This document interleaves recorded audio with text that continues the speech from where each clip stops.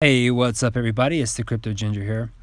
Just wanted to quickly go over a couple articles of cryptocurrency news that I thought was pretty interesting here. For me, it was kind of important to see, and it kind of validated a lot of the information that we've been hearing regarding the potential future of cryptocurrencies and even the blockchain technology. And I wanted to really start it off with this quote coming from Spencer Bogart, who is actually a partner with Blockchain Capital. And here he states that programmable money is a multi-trillion-dollar opportunity, plain and simple. And again, something like this right here kind of helps solidify a lot of what we've been hearing about cryptocurrencies in general, which is potentially a programmable money if you want to categorize it that way. And I would guess that that's kind of the direction that Spencer Bogart's going into, since he is again a partner of a company who deals with digital cryptocurrencies and digital assets.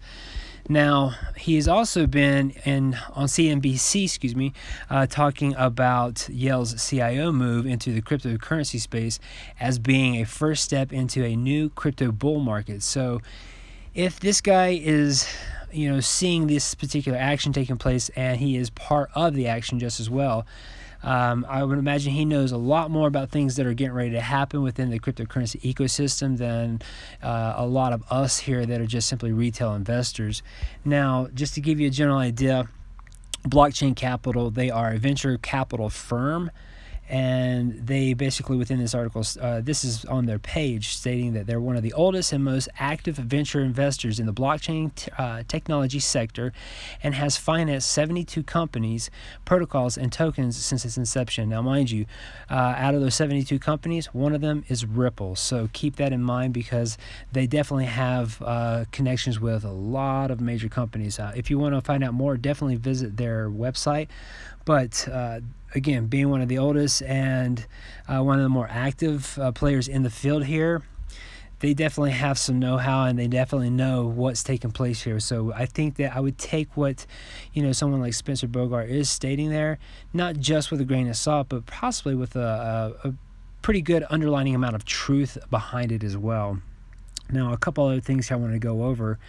We have Forbes, more or less, coming into the this particular space here, and they are going to be doing something more or less on the lines of what CoinMarketCap is doing, but it's going to be their version. So it's going to be Forbes Crypto Markets. Again, treat it just like you would CoinMarketCap, and they're going to keep tabs of all of the cryptocurrencies that are, I would imagine, majority of the popular cryptocurrencies that are in the space. They're going to try to keep tabs of the information there as far as in real time, their prices, the changes, the charts, and things of that nature. Again, just treat it just like coinmarketcap.com, and you have Forbes version of that in your head.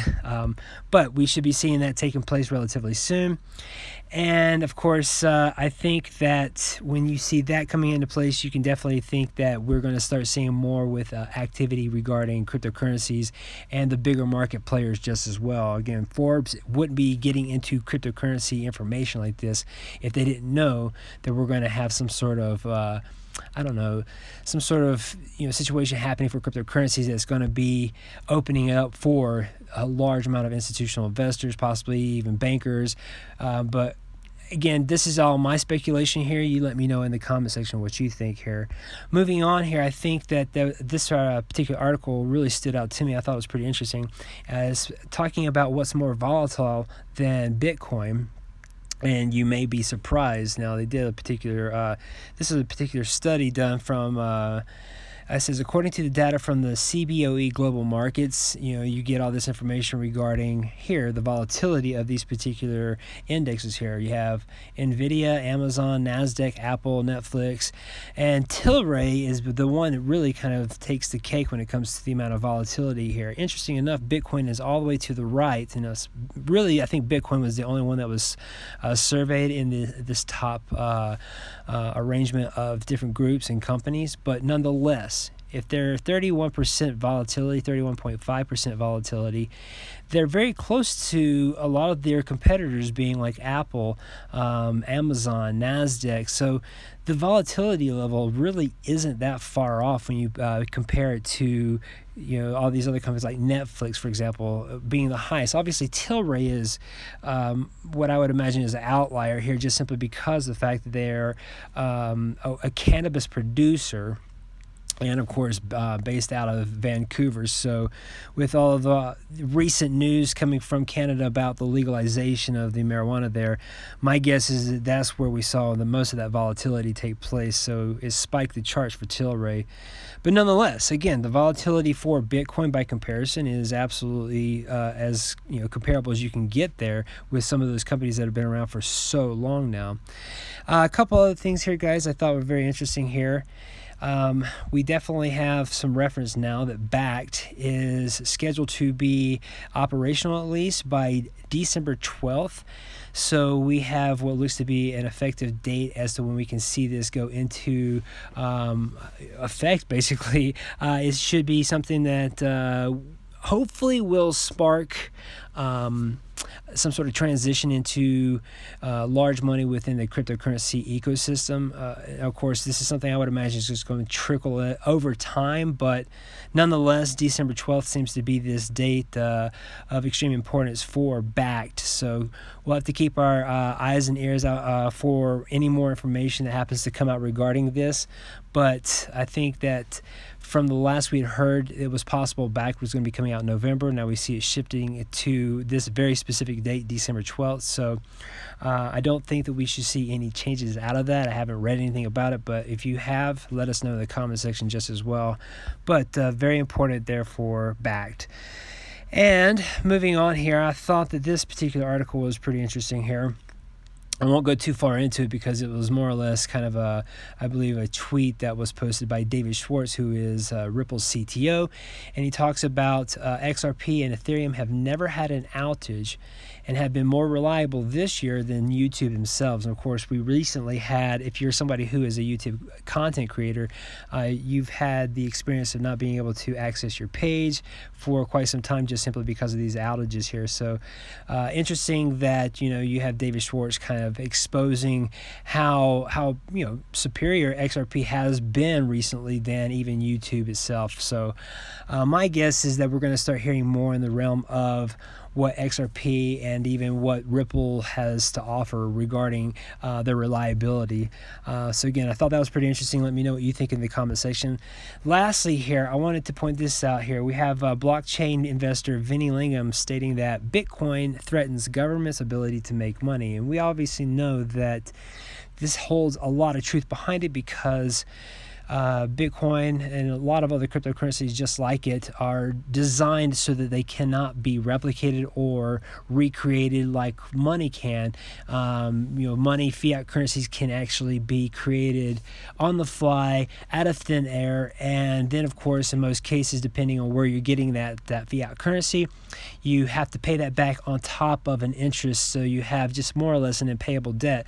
So with all that in mind there, and knowing again that Bitcoin is obviously, I wouldn't imagine that this article would be limited to the Bitcoin phase there as far as threats are concerned. I imagine that all of your top performing cryptocurrencies are going to provide some level of threat to governments and their ability to make money, because if you get to a position where your government starts deciding to make additional money or additional fiat currencies, your country then runs the risk of having an inflated currency there. If they continuously make more fiat currency like that out of thin air or borrow money like that, then they are going to the processes of hyperinflation on their currency. So if you have the means of seeing your country's currency go into hyperinflation, then that means you're losing value on that particular currency. And my guess is that you're going to want to look for a particular avenue that doesn't allow you to lose value. A lot of people in other countries such as Venezuela and Turkey have been shifting their money into things such as cryptocurrencies. So again, my guess is that This article isn't simply just limiting it or absolutely limiting it to Bitcoin, but because we know that Bitcoin is one of the most predominant names out there in cryptocurrency, it absolutely poses a threat to government. But of course, I did think that that was very interesting there. And, something that we should all be thinking about when it comes to the amount of money we're making, our hard-earned money when it comes to our fiat currency, and how we're going to maintain keeping the value of what we're earning there. Outside of that, guys, one last thing here. I know I've been mentioning this, but I want everybody to be able to take advantage of it. Go to the link in the description about the Uphold, so that way we can at least all try to get our hands into some of this $500,000 stable coin dollar bills here that Uphold is actually offering. And my guess is that the more that we can all get everybody on here, the higher our chances are being able to get more of this particular giveaway. So again, go in and sign that. I'd like for everybody to at least try to take advantage of that. You also are then able to have a couple additional perks where once after October 31st, I think they're going to redesign the app so that way if you have Bitcoin and Ethereum, for example, and you're holding that in your app, the app wallet of Uphold, you'll earn interest off of that, and of course you'll be able to borrow a loan from Bitcoin and Ethereum, also from Uphold. But again, if you do all this before October 31st, you get a couple additional perks where you have 1% off the interest rate loan, and of course 1% higher yield on digital deposits. So take advantage of that if you want to. Outside of that, guys, I definitely appreciate you watching and hope you have a wonderful night. Bye-bye. And hey, if you enjoyed what you saw, please hit that like button. It definitely helps get this information out there to as many people as we possibly can. And also share this content out with everybody. And if you're new to this channel, please hit that subscribe button. This channel has been growing by leaps and bounds, and I could not have done it without you guys. If you really want to help this channel grow, please donate to my Patreon page. Even $1 a month would be amazing and would absolutely go right into my channel to make it more professional for you guys and allow me to create even more content. Thanks again for watching, guys, and have a wonderful day.